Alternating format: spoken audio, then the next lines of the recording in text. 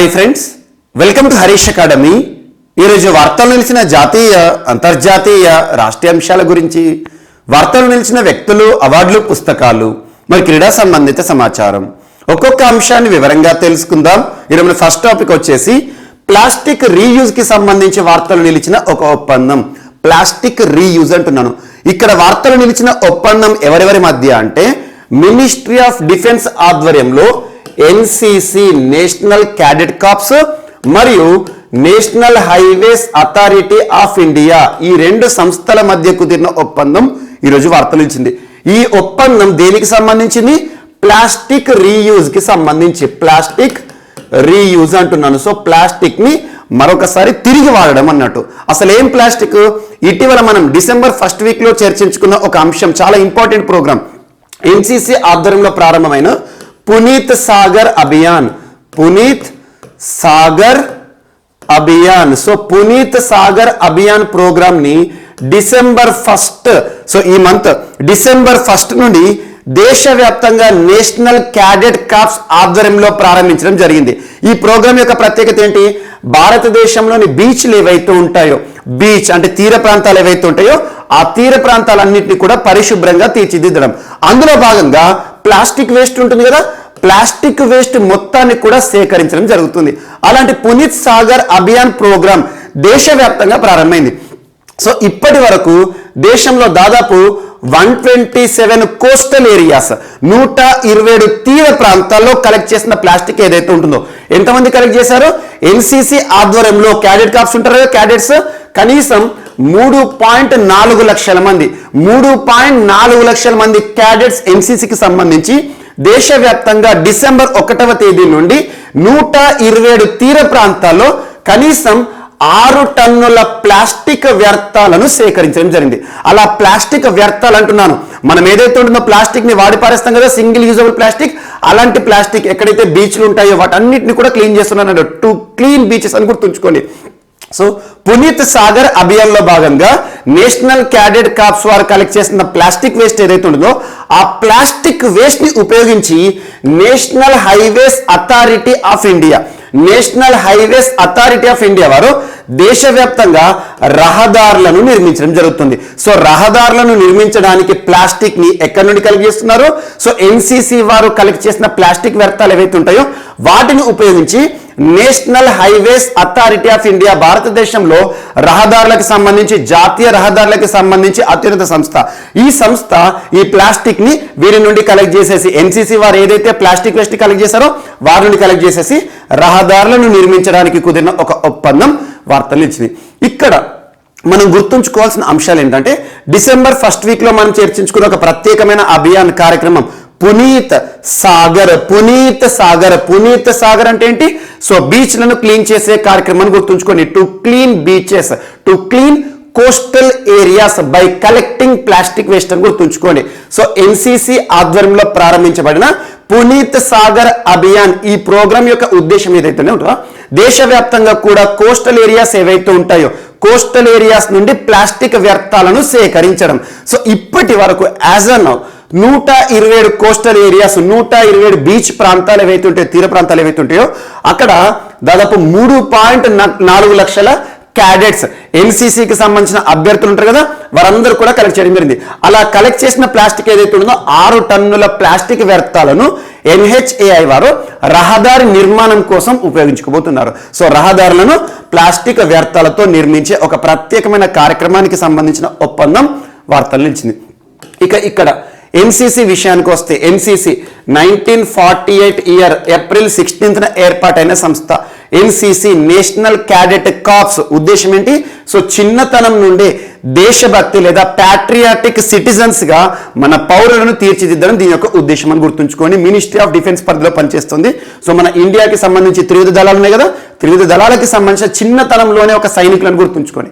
And NHAI భారతదేశంలో national highways authority of India 1988 act ఆధారంగా ప్రస్తుతం పనిచేస్తున్న ఒక సంస్థ. భారతదేశంలో జాతీయ రహదారులను నిర్మించే ఒక సంస్థ అని గుర్తుంచుకోండి. ఈ రెండు సంస్థల మధ్య కుదిరిన ఒప్పందం ఈరోజు ప్రత్యేకంగా వార్తలు ఇచ్చింది. ఇక్కడ పునీత్ సాగర్ అభియాన్ మాత్రం చాలా ఇంపార్టెంట్, గుర్తుంచుకోండి.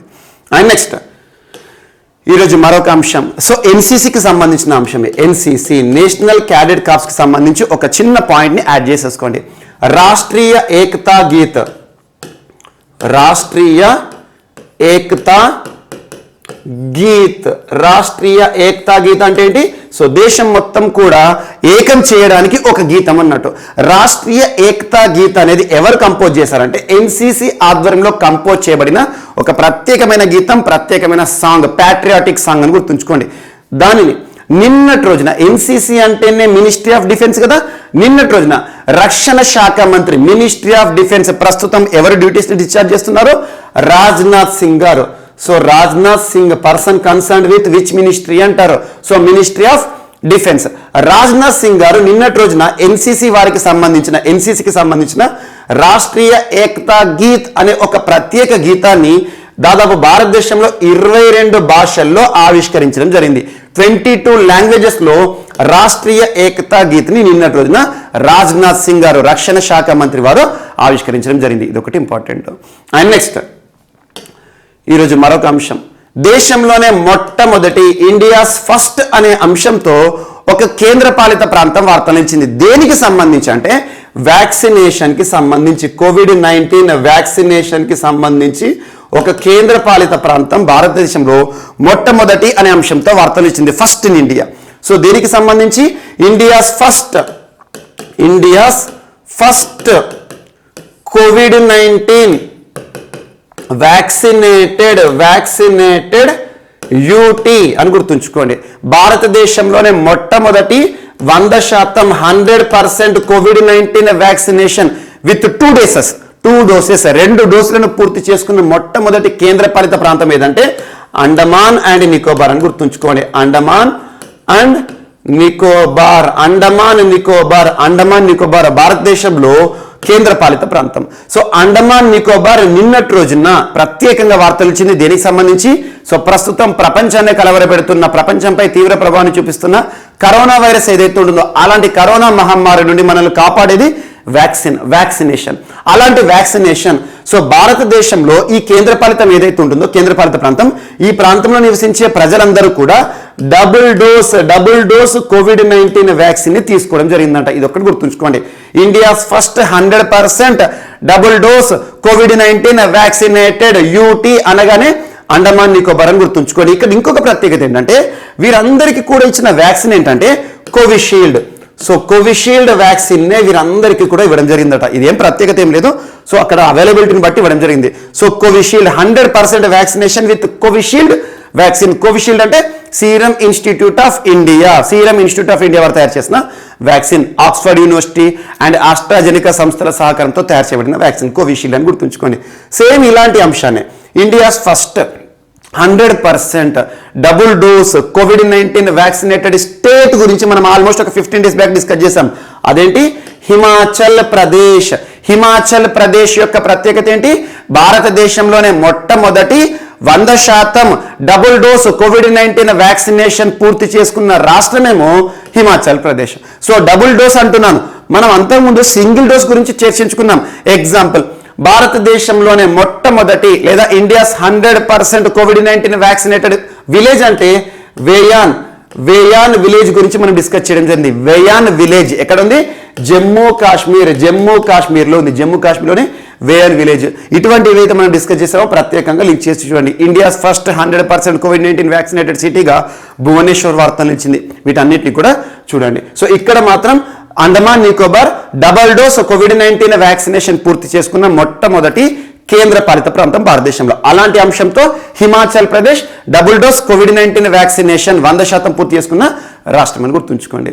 అండ్ ఇప్పటికే మన భారతదేశంలో అనుమతులు పొందిన ఎమర్జెన్సీ యూసేజ్ లిస్ట్ ఆఫ్ WHOకి సంబంధించి ఆ జాబితాలో చోటు సంపాదించుకున్న వ్యాక్సిన్లు ఏవైతే ఉంటాయో వాటి గురించి గుర్తుంచుకొని అండ్ నిన్నటి క్లాస్లో నోవావాక్స్ కి సంబంధించి సీరం ఇన్స్టిట్యూట్ ఆఫ్ ఇండియాకి సంబంధించిన ఒక వ్యాక్సిన్ సంబంధించి WHO ఆమోదం తెలపడం జరిగింది. ఎమర్జెన్సీ యూసేజ్ లిస్ట్ అంటే ఏంటి, ఇవన్నీ కూడా మనం తరచూ డిస్కస్ చేసిన ఒకసారి చూడండి. అండ్ నెక్స్ట్ ఈరోజు మరొక అంశం.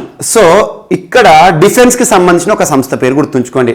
Defence research development establishment. Defence research development establishment ఎక్కడ ఉందంటే గ్వాలియర్. సో గ్వాలియర్కి సంబంధించి చాలా ఉన్నాయి. యాక్చువల్లీ దీని యొక్క ప్రత్యేకత ఏంటంటే డిఆర్డిఓకి సంబంధించిన ఒక అనుబంధ ల్యాబొరేటరీ, ఒక ప్రయోగశాల అన్నట్టు. భారతదేశంలో రక్షణ రంగానికి సంబంధించి పనిచేస్తున్న డిఆర్డిఓ ఆధ్వర్యంలో చాలా ల్యాబ్స్ ఉంటాయి. అందులో ఒక lab defence research development establishments ఎక్కడ ఉంది? గ్వాలియర్ మధ్యప్రదేశ్కి సంబంధించి ఈరోజు వార్తలు ఇచ్చింది. సో ఈ సంస్థ పరిధిలో ఒక అడ్వాన్స్డ్ ల్యాబొరేటరీని నిన్నటి రోజున ప్రారంభించడం జరిగింది. అదేంటంటే advanced biological research development centre. Advanced biological research development centre. Advanced biological research development centre. ఈ సెంటర్ యొక్క ప్రత్యేకత ఏంటంటే ప్రస్తుతం భారతదేశం పైనే కాదు ప్రపంచం పైన తీవ్ర ప్రభావాన్ని చూస్తున్న కరోనా మహమ్మారి ఉంది.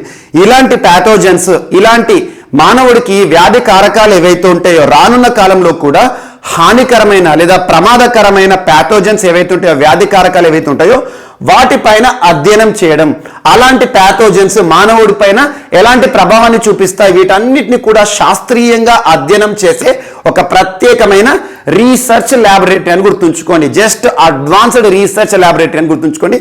దేనికి సంబంధించి అంటే భారతదేశంలో రక్షణ రంగానికి సంబంధించి డిఆర్డిఓ రెండు రకాలుగా పనిచేస్తుంది. ఒకటి చుట్టుపక్కల దేశాలు ఏవైతే ఉంటాయో, మనకు దాయాది దేశం పాకిస్తాన్ అని చెప్పేసి, అండ్ మనకి చైనాకి సంబంధించి కానివ్వండి, తరచూ ఏదో ఒక వివాదాస్పద విషయం చూస్తాం కదా, అక్కడ యుద్ధాలు వచ్చినప్పుడు వారికి ఉపయోగపడే మిసైల్స్ని తయారు చేస్తుంది, అధునాతనమైన పరికరాలను తయారు చేస్తుంది, గన్స్ని తయారు చేస్తారు. వాటితో పాటు ప్రస్తుతం మానవాళిని కలవరపెడుతున్న చాలా తీవ్రమైన వ్యాధులు ఉన్నాయి. అలాంటి వ్యాధుల నుండి కూడా రక్షించాలని చెప్పేసి తరచూ ఏదో ఒక అంశంతో ఇన్నోవేషన్తో డిఆర్డిఓ వార్తలు ఇస్తుంది. అంతెందుకు డిఆర్డిఓ వారు ప్రారంభించిన ఒక తయారు చేసిన 2DG డ్రగ్ గురించి మనం ఆల్మోస్ట్ ఒక 6 months బ్యాక్ డిస్కస్ చేశాం. సో కరోనా వైరస్ సోకిన వారు ఎవరైతే ఉంటారో వారిపైన అత్యంత ప్రభావాన్ని చూపిస్తున్న 2DG డ్రగ్, ఇలాంటి అంశాలు. అంతకుముందు డాక్టర్లకు కావాల్సిన బయోసూట్లు ఏవైతే ఉంటాయో, మనకు పీపీఈ సూట్లు, పీపీఈ పర్సనల్ ప్రొటెక్టివ్ ఎక్విప్మెంట్స్ ఉంటాయి కదా, పీపీఈ సూట్లు బయోసూట్ పేరుతో తయారు చేసింది మనకు డిఆర్డిఓ. సో ఈరోజు advanced biological research development centre ఎక్కడ? గ్వాలియర్ మధ్యప్రదేశ్ రాష్ట్రంలో డిఆర్డిఏ ఆధ్వర్యంలో డిఆర్డిఓ సంస్థను నిన్నటి రోజున ప్రారంభించింది. ఉద్దేశం ఏంటి? మానవాళిని కలవరపెడుతున్న వ్యాధి కారకాలు ఏవైతే ఉంటాయో, pathogen may be anything like virus, bacteria, protozoa, fungal, ఏమైనా కావచ్చు. ఇలాంటివి మానవాళిని కలవరపెడుతున్న హానికరమైన వ్యాధులు మరియు వ్యాధి కారకాలపైన ప్రత్యేకంగా సైంటిఫిక్గా స్టడీ చేసే ఒక రీసెర్చ్ వింగ్ అని గుర్తుంచుకోండి. డిఆర్డిఓకి సంబంధించి జస్ట్ ఒక పాయింట్ గుర్తుంచుకోండి. అండ్ నెక్స్ట్ ఈరోజు మరొక అంశం. సో కిల్లర్ రోబోట్స్ వార్తలు నిలిచాయి. కిల్లర్ రోబోలు అని గుర్తుంచుకోండి. కిల్లర్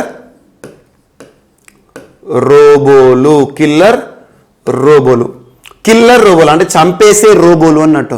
సో ప్రస్తుతం చూడండి, ఎగ్జాంపుల్ ఇండియా పాకిస్తానే ఉంది. ఇండియా పాకిస్తాన్కి సంబంధించి సరిహద్దు వద్ద తరచూ ఏదో ఒక అలజడి, తరచూ ఏదో ఒక వివాదం, తరచూ ఏదో ఒక ఘర్షణ, కాల్పులు మనం చూస్తూనే ఉంటాం. ఇలాంటి పరిస్థితిలో మనకు సరిహద్దు వెంట రక్షణ కవచంలా ఉన్న వ్యక్తులు కాపాడుతున్న వారు మనల్ని ఇండియన్ ఆర్మీ, భారతదేశానికి సంబంధించి రక్షణ వ్యవస్థ ఇండియన్ ఆర్మీ వారు కంటికి రెప్పల వారు మనల్ని కాపాడుతున్నారు. సరిహద్దు వద్ద కాపలాగా ఉన్నారు. సో శత్రు దేశానికి సంబంధించిన టెర్రరిస్టులు కానివ్వండి, శత్రు దేశానికి సంబంధించిన ఆర్మీ కానివ్వండి రాకుండా. అలాంటిది మానవుడి స్థానంలో చాలా వరకు ప్రపంచవ్యాప్తంగా చర్చ జరుగుతుంది. మానవుడి స్థానంలో ఇక్కడ పరికరాలను కానివ్వండి లేదా రోబోలను కానీ నియమిస్తే ఎలాంటి లాభాలు ఉంటాయని చెప్పేసి ప్రపంచవ్యాప్తంగా చర్చ జరుగుతుంది. ఎందుకు అంటే ఏదైనా యుద్ధం వచ్చినప్పుడు సరిహద్దు వద్ద రెండు దేశాలకు యుద్ధం వచ్చిందనుకోండి, కాల్పులు జరుగుతాయి, మిసైల్స్ లాంచ్ చేస్తారు, పేలుడు పదార్థాలను ఉపయోగిస్తారు. ఇలాంటి పరిస్థితిలో వేల మంది సైనికులు చచ్చిపోతారు. మన దేశానికి సంబంధించి కానివ్వండి మరియు శత్రు దేశానికి సంబంధించి కానివ్వండి, ప్రాణ నష్టం అనేది అతిగా ఉంటుంది. ఇలాంటి పరిస్థితులను దృష్టిలో ఉంచుకొని కొన్ని అడ్వాన్స్డ్ కంట్రీస్ చేస్తున్న పరిశోధనలు ఏంటంటే అమెరికా, రష్యా, యూకే ఇలాంటి దేశాలు ఏం చేస్తున్నాయి అంటే కిల్లర్ రోబోట్స్ అనే ఒక కాన్సెప్ట్తో వార్తలు నిలిచాయి.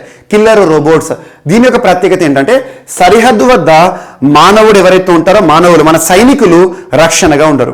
ఎవరు ఉంటారో ప్రత్యేకమైన రోబోలను, ఆర్టిఫిషియల్ ఇంటెలిజెన్స్ కృత్రిమ మీద ఆధారంగా పనిచేసే రోబోలను నియమిస్తారు. ఆ రోబోలు ఏం చేస్తాయి? అక్కడ సర్వీలెన్స్ నిఘాని ఏర్పాటు చేస్తాయి.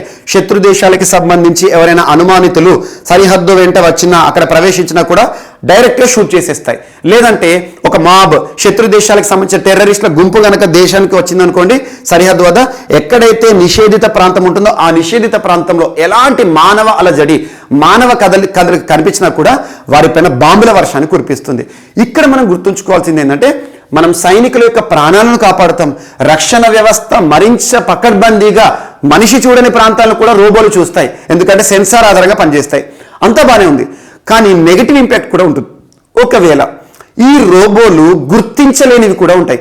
ఇక్కడ అనుకోకుండా ఏదైనా ప్రభావిత ప్రాంతం ఉంటుంది కదా, నిషేధిత ప్రాంతం, అక్కడ ఏదైనా పరిశోధన కోసం లేదా ఏదైనా మార్పులు చేయడానికి, అక్కడ అధ్యయనం చేయడానికి మన ఇండియన్సే వెళ్ళారనుకోండి, లేదా ఒక దేశానికి సంబంధించి ఏ దేశం అయితే కిల్లర్ రోబోలు నియమిస్తుందో ఆ దేశానికి సంబంధించిన వ్యక్తులు వెళ్ళారనుకోండి, వారు ఈ దేశానికి సంబంధించిన వారా, ఆ దేశానికి సంబంధించినరా అని చెప్పేసి దీనికి ఐడెంటిఫికేషన్ నాలెడ్జ్ ఉండదు. అండ్ ఆ ప్రాంతంలో కదలికలు ఉంటే ఎలాంటి బాంబులైనా కురిపిస్తుంది. మానవుడే కావచ్చు, జంతువులే కావచ్చు, చిన్న పిల్లలే కావచ్చు, పెద్ద పిల్లలే కావచ్చు. సో అలాంటిది మానవ ప్రాణాలను రోబోల చేతిలో పెట్టడం ఎంతవరకు కరెక్ట్ అని చెప్పేసి ఇటీవల ఐక్యరాజ్య సమితికి సంబంధించి ఆయుధాల కన్వెన్షన్ జరుగుతోంది. ఆయుధాల కన్వెన్షన్, ఆర్మ్డ్ కన్వెన్షన్. అందులో ప్రపంచంలోని దాదాపు 121 దేశాలకు సంబంధించిన దేశాధినేతలు కిల్లర్ రోబోట్స్ ని ఎట్టి పరిస్థితుల్లో కూడా అనుమతించకండి, ఒకవేళ కిల్లర్ రోబోట్స్ లను కనుక అనుమతిస్తే కొన్ని దేశాలు వీటిని యూజ్ చేస్తాయి, కానీ ఇవి మిస్యూజ్ అవుతాయి. ఎగ్జాంపుల్, అనుకోకుండా శత్రు దేశాలు వీటిని దొంగిలించవచ్చు. ఎందుకంటే టెక్నాలజీని మనం ఎంతవరకైతే స్పైవేర్ కానివ్వండి చాలా వరకు కూడా దొంగిలించవచ్చు. టెక్నాలజీని మనం ఈజీగా దాన్ని మనం దొంగిలించవచ్చు. ఇలాంటి టెక్నాలజీస్ వస్తే మానవాళి ప్రాణాలే ప్రశ్నార్థకంగా మిగిలిపోతున్నాయని చెప్పేసి కిల్లర్ రోబోట్స్ని నిషేధించండి అని చెప్పేసి ఇటీవల ఐక్యరాజ్య సమితికి సంబంధించి ఆర్మర్డ్ కన్వెన్షన్ వేదికగా చాలా దేశాలు అండ్ ప్రపంచంలోని చాలా సంస్థలు కూడా, ఇంటర్నేషనల్ ఆర్గనైజేషన్ ఆఫ్ రెడ్ క్రాస్కి సంబంధించి కూడా చాలా మంది వ్యక్తులు మాట్లాడడం జరిగింది. జస్ట్ కిల్లర్ రోబోట్స్ అంటే ఏం లేదు, సరిహద్దు వద్ద ఒక దేశానికి సంబంధించి రక్షణ వ్యవస్థలో మానవుడు కాకుండా, సైనికుడు కాకుండా రోబోలు విధులను నిర్వర్తిస్తాయి. సెన్సార్ ఆధారంగా ఎవరైనా అనుమానిత వ్యక్తులు కనిపించినా, అనుమానితమైన ఏ ప్రదేశం కనిపించినా బాంబులను కురిపిస్తాయి, తుపాకులతో కాల్ చేస్తాయి అన్నట్టు. అలాంటి కిల్లర్ రోబోట్స్ అనే కాన్సెప్ట్ ఇటీవల రెగ్యులర్గా న్యూస్లో ఇస్తూ చూడండి.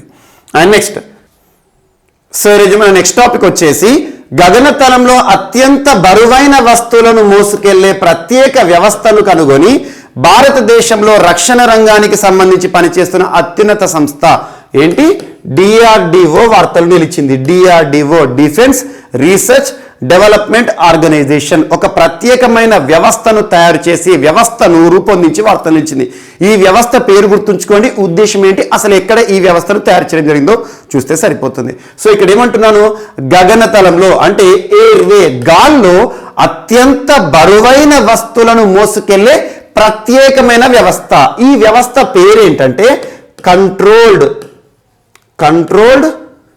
Aerial delivery system. Controlled aerial delivery system 500 అని గుర్తుంచుకోండి. Control aerial delivery system 500. So each and every word meaning చూడండి. కంట్రోల్ అంటే నియంత్రిత, మన ఆదేశాల ఆధారంగా దీన్ని నియంత్రించవచ్చు. ఏరియల్ అంటే గగనతల మార్గంలో, ఏరియల్ రూట్, ఏరియల్ వే అని గుర్తుంచుకోండి, అంటే గాల్లో ప్రయాణించేది అన్నట్టు. సో డెలివరీ సిస్టమ్ అంటే ఏంటి? ప్రత్యేకంగా వస్తువులను ఒక ప్రాంతం నుండి ఒక ప్రాంతానికి రవాణా చేయడంలో భాగంగా గుర్తుంచుకోండి.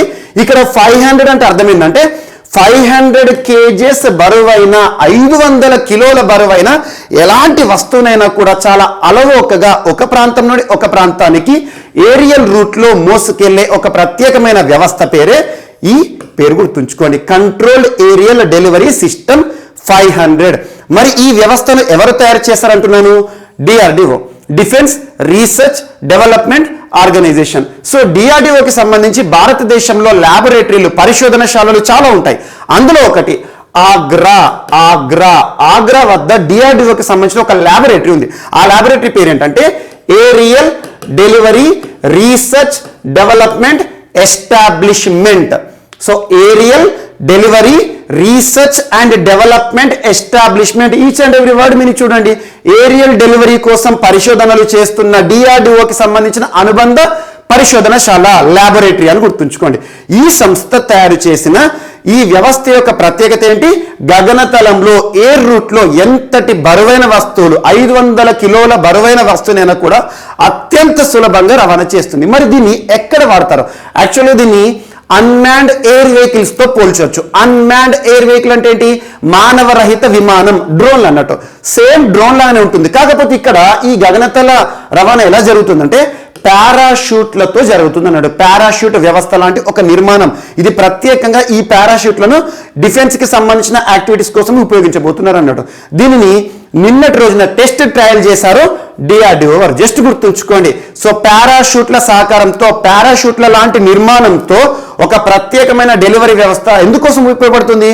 సో డిఫెన్స్ కి సంబంధించి ఆర్మీ పర్సన్ ఉంటారు కదా, సరిహద్దు వద్ద రక్షణ కవచాలు మన ఆర్మీ ఎవరైతే ఉంటారో వారికి కావలసిన ఆయుధ సామగ్రిని కానివ్వండి, ఎగ్జాంపుల్ తుపాకులు కానివ్వండి, బాంబ్స్ కానివ్వండి, గ్రెనేడ్స్ కానివ్వండి, and at the same time వారికి కావాల్సిన ఆహార పదార్థాలు కానివ్వండి, ఇలాంటివన్నీ కూడా డిఫెన్స్ కి సంబంధించిన ఆయుధాలు ఏవైతే ఉంటాయో వాటిని ఒక ప్రాంతం నుండి ఒక ప్రాంతానికి అత్యంత సులువుగా రవాణా చేసే ప్రత్యేకమైన వ్యవస్థ పేరు డిఆర్డిఓకి సంబంధించి control aerial delivery system 500. Just గుర్తుంచుకోండి సరిపోతుంది. అండ్ నెక్స్ట్ వచ్చేసి డిఫెన్స్ కి సంబంధించి మరొక అంశం వార్త నిలిచింది. అదేంటంటే INS Marmagao. INS Marmagao, Marmagao, INS Marmagao. గావ్ అంటే గోవా, సింపుల్ గా మర్మగావ్, మర్మగావ్, ఐఎన్ఎస్ మర్మగోవా అంటాం తెలుగులో మనం. సో ఐఎన్ఎస్ అంటే ఏంటి? Indian naval ship. Indian naval ship Marmagao. Exactly last ఒక 20 days బ్యాక్ మనం ఐఎన్ఎస్ విశాఖపట్నం గురించి ప్రత్యేకంగా డిస్కస్ చేశాం. 3 times డిస్కస్ చేశాము. మొట్టమొదటిసారి సీ ట్రయల్ అండ్ ఇటీవల ఇండియన్ నేవీకి అప్పగింత అనే కార్యక్రమం చూసాం మనం. సో ఐఎన్ఎస్ విశాఖపట్నం, ఐఎన్ఎస్ విశాఖపట్నాన్ని భారత ప్రభుత్వం రక్షణ మంత్రిత్వ శాఖ వారు P15B ప్రాజెక్ట్ 15Bలో భాగంగా తయారు చేస్తున్నారు. మజగావ్ డాక్యార్డ్ లిమిటెడ్ అని చెప్పాను. మజగావ్ డాక్యార్డ్ లిమిటెడ్ ఎక్కడ ఉంటుంది? బాంబేలో. అంటే భారతదేశంలో షిప్లను తయారు చేసే ఒక సంస్థ అన్నట్టు. మజగావ్ డాక్యార్డ్ లిమిటెడ్ వద్ద ఇటీవల తయారైన ప్రాజెక్ట్ 15B లో భాగంగా ఐఎన్ఎస్ విశాఖపట్నం సైన్యంలో సేవలు కూడా ఇస్తుంది. టెస్ట్ ట్రయల్స్ అయిపోయినాయి, సైన్యంలో ప్రవేశించడం జరిగింది. అలాంటిది ఈ సిరీస్ ప్రాజెక్ట్ 15Bలో సెకండ్ యుద్ధ నౌక మన ఇండియన్ నేవీకి సంబంధించి ఐఎన్ఎస్ మర్మగావ్. దీనిని నిన్నటి రోజున సో మజగావ్ డాక్యార్డ్ లిమిటెడ్ వారు సీ ట్రయల్ చేయడం జరిగింది. సీ ట్రయల్ అంటే ఏంటి? సముద్రంలో దీని యొక్క పనితీరు ఏ విధంగా ఉంటుందని చెప్పేసి ప్రత్యేకమైన పరిశీలన చేశారన్నట్టు.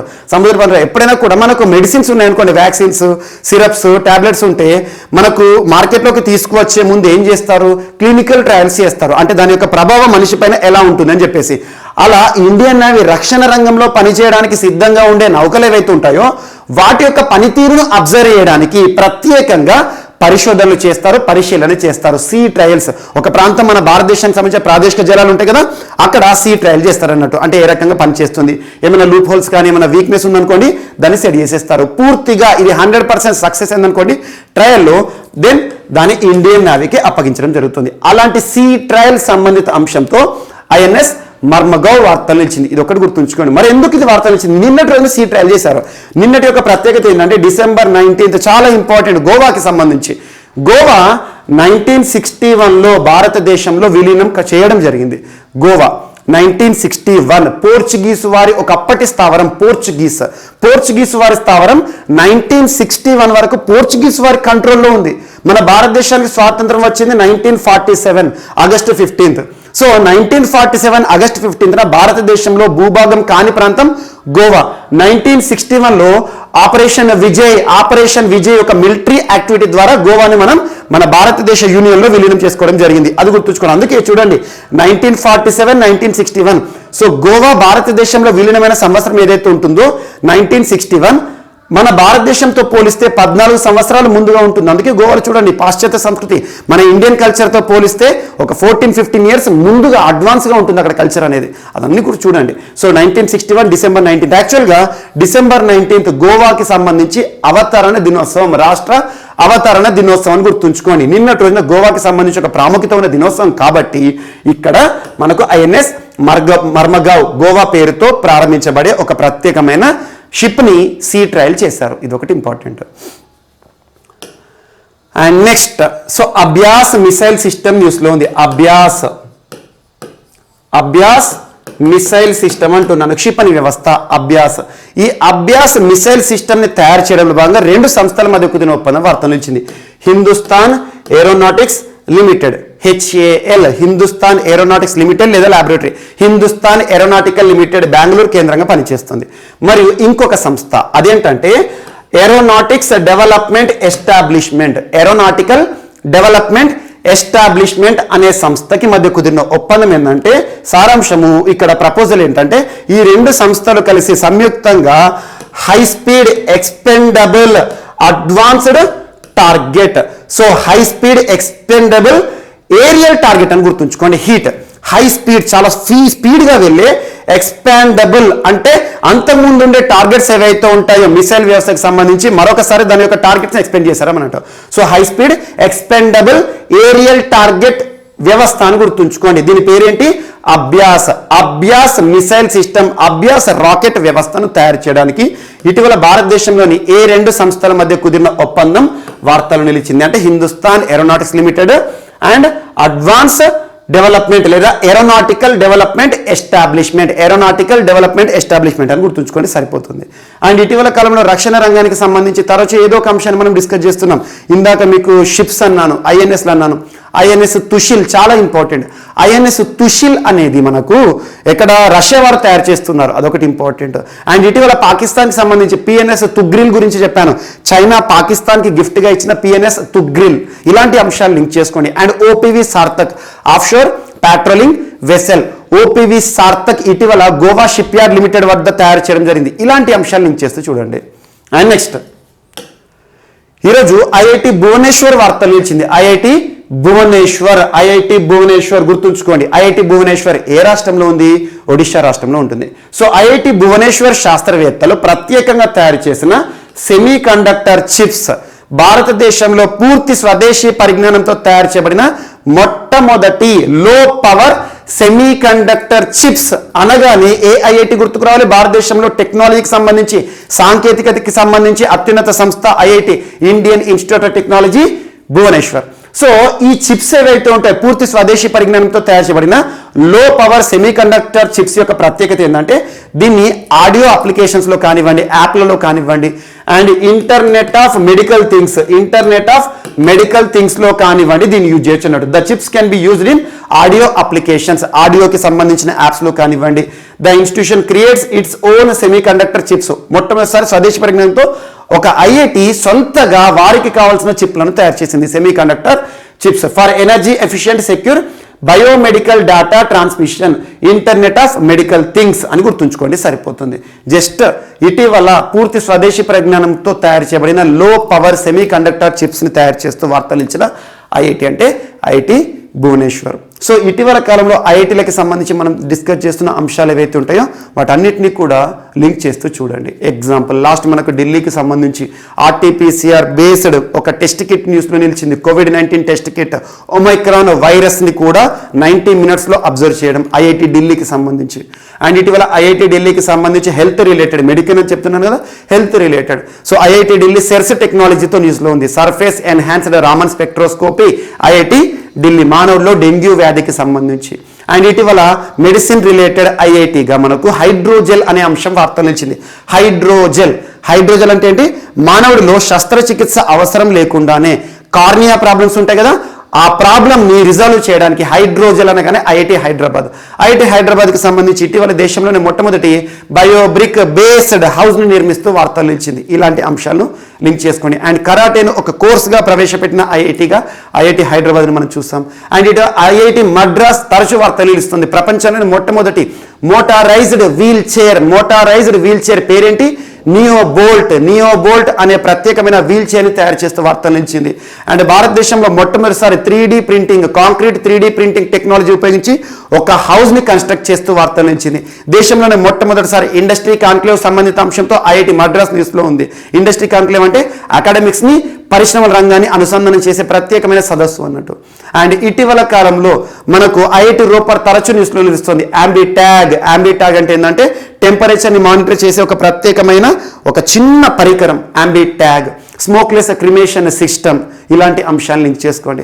And at the same time ఇటీవల కాలంలో ప్రపంచంలోనే మొట్టమొదటి plant based air purifier system అనగానే ఐఐటి రోపార్ మనకి పంజాబ్కి సంబంధించి న్యూస్లో నిలుస్తుంది.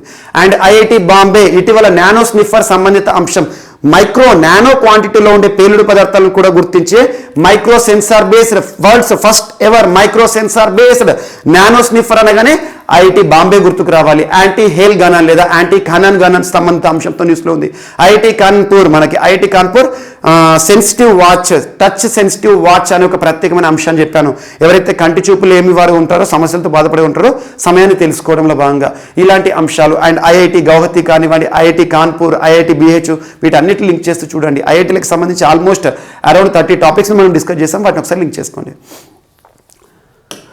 అండ్ నెక్స్ట్, ఇటీవల కేంద్ర ప్రభుత్వం దాదాపు 76,000 కోట్ల రూపాయల అప్రూవల్ అనుమతులను జారీ చేసింది. దేనికి సంబంధించి అంటే భారతదేశంలో సెమీ కండక్టర్స్, ఇందాక చెప్పాను కదా semi conductors and display manufacturing ecosystem, semi conductors and display manufacturing ecosystem display manufacturing, semi కండక్టర్లను తయారు చేయడానికి భారతదేశంలో పూర్తి స్వదేశీ పరిజ్ఞానంతో సెమీ కండక్టర్స్, ముఖ్యంగా ఇంటర్నెట్ ఆఫ్ థింగ్స్ కానివ్వండి, ఐటీ సెక్టార్లో మనకు ఎలక్ట్రిక్ పరికరాల్లో వాడడానికి ఉపయోగపడే సెమీ కండక్టర్స్ ఏవైతే ఉంటాయో వాటిని పూర్తి స్వదేశీ పరిజ్ఞానంతో with in boundaries of land, మన ఇండియన్ ల్యాండ్ బౌండరీలో తయారు చేయడంలో భాగంగా 76,000 కోట్ల రూపాయల ప్రత్యేకమైన అనుమతులను మినిస్ట్రీ ఆఫ్ క్యాబినెట్ ఆమోదం తెలపడం జరిగింది. రానున్న రోజుల్లో మనకి కావలసిన సెమీ కండక్టర్లని మరియు డిస్ప్లేకి సంబంధించిన మ్యానుఫ్యాక్చరింగ్ రంగాన్ని ఇండియాలోనే చూడబోతున్నాం, అభివృద్ధి చేయడానికి ఉద్దేశించబడింది. ఇక్కడ ఇన్సెంటివ్ జస్ట్ పాయింట్స్ గుర్తుంచుకోండి సరిపోతుంది.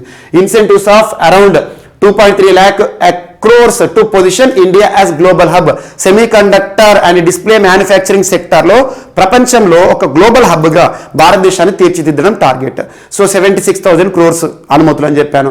And setting up of India semiconductor mission to drive this sector, semiconductor సెక్టార్ని డ్రైవ్ చేయడానికి ప్రత్యేకంగా ఒక మిషన్ కూడా ప్రారంభించబోతున్నారు భారత ప్రభుత్వం. ఇది ఒకటి. బెనిఫిట్స్ ఏముంటాయంటే multiplier effect on across different sectors అని గుర్తుంచుకోండి. మల్టిప్లయర్ ఎఫెక్ట్ అంటే బహుముఖ కోణంలో దీని యొక్క ప్రభావాన్ని, దీని యొక్క లాభాలను మనం పొందబోతున్నాం. And next, deeper integration to the global value chain. So ప్రపంచ సెమీకండక్టర్ వాల్యూ చైన్ ఏదైతే ఉంటుందో, ప్రపంచ సెమీకండక్టర్ మ్యానుఫ్యాక్చరింగ్ సెక్టర్లో ఇండియన్ వాల్యూ చైన్ అనేది అతి త్వరలో మనం అద్భుతంగా చూడబోతున్నాం. ఇవన్నిటిని కూడా లింక్ చేస్తూ చూడండి. అండ్ నెక్స్ట్, ఈరోజు మరొక అంశం. సో నిన్నటితో ముగిసిన ఒక ప్రత్యేకమైన సమావేశం 18th, 19th December 18th, December 19th 2 రోజుల పాటు భారత ఆతిథ్యంలో భారత వేదికగా జరిగిన ఒక ప్రత్యేకమైన మీటింగ్, సెంట్రల్ ఆసియాకి సంబంధించిన దేశాల సదస్సు అని గుర్తుంచుకోండి. ఇక్కడ ఈ మీటింగ్ పేరు ఏంటంటే థర్డ్, అంటే ఈ సంవత్సరం 3వ విడత అన్నట్టు, meeting of India central Asia dialogue. ఇది ఒకటి గుర్తుంచుకోండి. ఇండియా, భారత్ మరియు సెంట్రల్ ఆసియా ప్రాంతంలోని దేశాలు ఏవైతే ఉంటాయో వాటికి సంబంధించిన పరస్పర అవగాహన కోసం ఒక సదస్సు అని గుర్తుంచుకోండి. ఇండియా ఆతిథ్యంలో అని గుర్తుంచుకోండి. దీన్ని ministry of external affairs, ministry of foreign affairs అంటే మన ఫారెన్ అఫైర్స్, విదేశీ వ్యవహారాల మంత్రిత్వ శాఖ ఆధ్వర్యంలో నిర్వహించడం జరిగింది.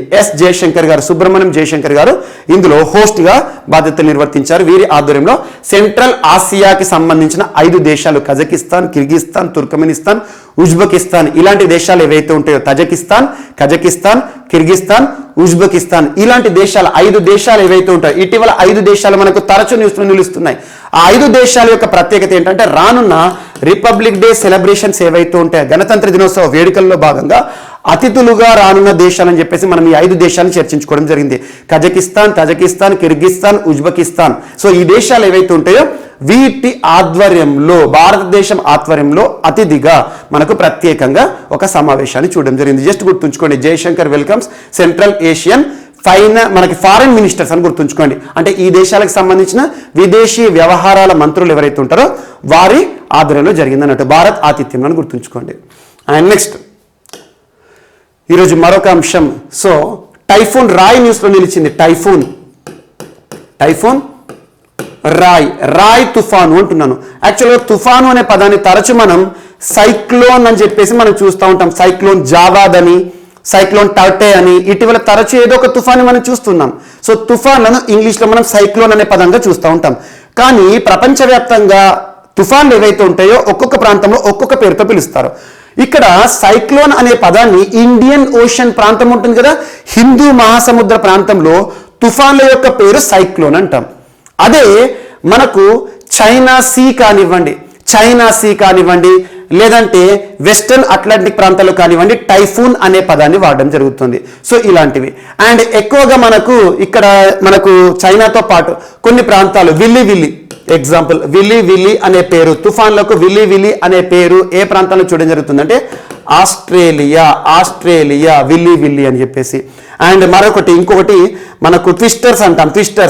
ట్విస్టర్స్ అనే పేరు తుఫాన్లకి ఏ ప్రాంతంలో పిలుస్తామంటే అమెరికాలో ట్విస్టర్స్ అంటాం తుఫాన్లను. అండ్ టర్నడోస్ అంటే ఏంటంటే ముఖ్యంగా మనకు అమెరికా బార్డరింగ్ ప్రాంతాలు ఉంటాయి కదా, అక్కడ టర్నడోస్. అలా హరికేన్స్ అనే ఒక్కొక్క ప్రాంతంలో ఒక్కొక్క పేరు ఉంటుంది తుఫాన్లకి. జస్ట్ ఆ పేర్ల గురించి మీకు జాగ్రఫీ పాయింట్ ఆఫ్ వ్యూ అడుగుతారు. కానీ ఇక్కడ టైఫూన్ అని గుర్తుంచుకోండి. టైఫూన్ అంటే ఏంటంటే మనకు ముఖ్యంగా ఈ చైనా సీ కానివ్వండి, ఫిలిప్పీన్స్ ఉంటుంది కదా, ఫిలిప్పీన్స్ ప్రాంతంలో వచ్చిన తీవ్ర తుఫాను నిన్నటి రోజున చాలా ప్రభావాన్ని చూపిస్తోంది.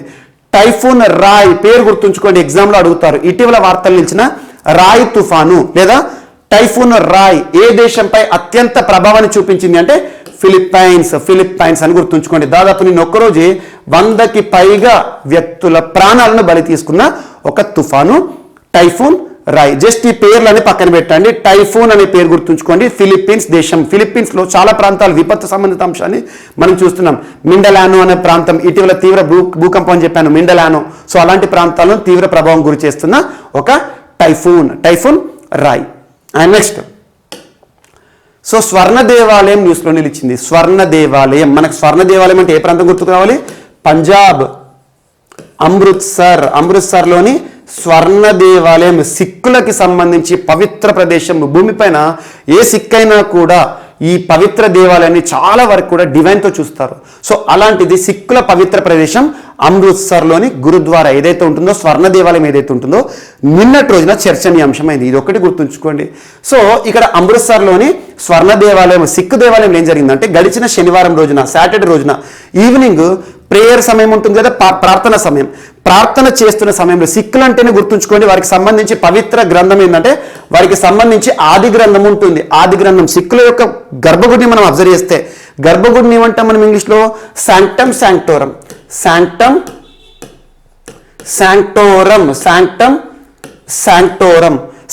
శాంక్టోరం అంటే తెలుగులో మనం గర్భగుడి అంటాం. ఈ స్వర్ణ దేవాలయంలో గర్భగుడి ఏదైతే ఉంటుందో శాంక్టోరం ప్లేస్లో ఆది గ్రంథ్ పుస్తకం ఉంటుంది. సిక్కులకి సంబంధించిన పవిత్ర పుస్తకం ఆది గ్రంథం ఉంటుంది. అక్కడ ప్రతిరోజు ప్రేయర్స్ చేస్తారు గర్భగుడిలో. ఆ ఆది గ్రంథం చుట్టూ కూడా పవిత్రమైన కత్తులు ఉంటాయి. సిక్కులు అంటేనే స్వార్డ్స్ ఆర్ ఇంపార్టెంట్, కత్తులు ఉంటాయి. అలాంటి ఈ గర్భగుడి ప్రదేశంలోకి దర్శనం కోసం వచ్చిన ఒక యువకుడు ఆ బార్కెట్ ఉంటాయి చుట్టూ కూడా దాన్ని దాటేసేసి గర్భగుడిలోకి ప్రవేశించేసేసి ఒక కత్తిని చేతిన పట్టుకున్నాడు, హ్యాండ్ తీసుకున్నాడు. అండ్ ఈ ఆది గ్రంథం కానివ్వండి ఈ మొత్తం గర్భగుడి ప్రాంతాన్ని కూడా అపవిత్రం చేయడానికి ప్రయత్నిస్తున్నారని చెప్పేసి భావించి అక్కడ ఉండే ప్రత్యేకమైన సేవకులు ఉంటారు కదా, కర సేవకులు మనకి ఎవరైతే ఉంటారో దేవాలయ సంరక్షకులు ఉంటారు కదా, సో వారు ప్రబంధక్ కమిటీ, గురునానక్ ప్రబంధక కమిటీ అంటారు సిక్కులు. సో అలా ఆ ప్రబంధక కమిటీ అంటే ఏంటంటే ఈ టెంపుల్ మొత్తాన్ని కూడా ప్రొటెక్ట్ చేసే గాడ్స్ అన్నట్టు. వారేం చేస్తారు, ఆ యువకుడిని పట్టుకొని చాలా వరకు కూడా చితకబాదారు, కొట్టేశారు. ఆటోమేటిక్గా తను ఏంటంటే చాలా గాయాలతో చనిపోవడం జరిగింది. ఇది ఇష్యూ యాక్చువల్గా. ఇది ప్రస్తుతం చర్చనీయాంశం అవుతుంది. సో ఇక్కడ సిక్కులకు సంబంధించిన కత్తి తీసుకున్నాడు, గర్భగుడిలోకి ఎంటర్ అయ్యాడు. అసలు ఏం జరుగుతుంది, మా మతం యొక్క అపవిత్రం జరగబోతుందా, ఏదో పవిత్రతను దెబ్బతీసేలా ఉందని చెప్పేసి ఆవేశంలో గురు గ్రంథ్ ప్రబంధక్ కమిటీ వారు ఎవరైతే ఉంటారో, ఈ సిక్కులకు సంబంధించిన రక్షకులు ఎవరైతే ఉంటారో వారు తనను చాలా కొట్టేశారు, చనిపోవడం జరిగింది. దీనిపైన ప్రస్తుతం దేశవ్యాప్తంగా చర్చ జరుగుతుంది. సో పంజాబ్ రాష్ట్ర ప్రభుత్వము అండ్ కేంద్ర ప్రభుత్వాలు కూడా ప్రత్యేక కమిటీలను నియమిస్తున్నాయి. ఇది ఒకటి ఇంపార్టెంట్. జస్ట్ ఇటీవల స్వర్ణ దేవాలయంలో జరిగిన ఇష్యూ ఏంటంటే తెలుసుకోవడానికి ఈ విషయాన్ని గుర్తుంచుకోండి సరిపోతుంది. అండ్ నెక్స్ట్ మరొక అంశం. సో ఒక యూనివర్సిటీ ఇనాగ్రేషన్ ప్రోగ్రామ్ వార్తలు వచ్చింది. ఆ యూనివర్సిటీ పేరు ఏంటంటే రిషిహుడ్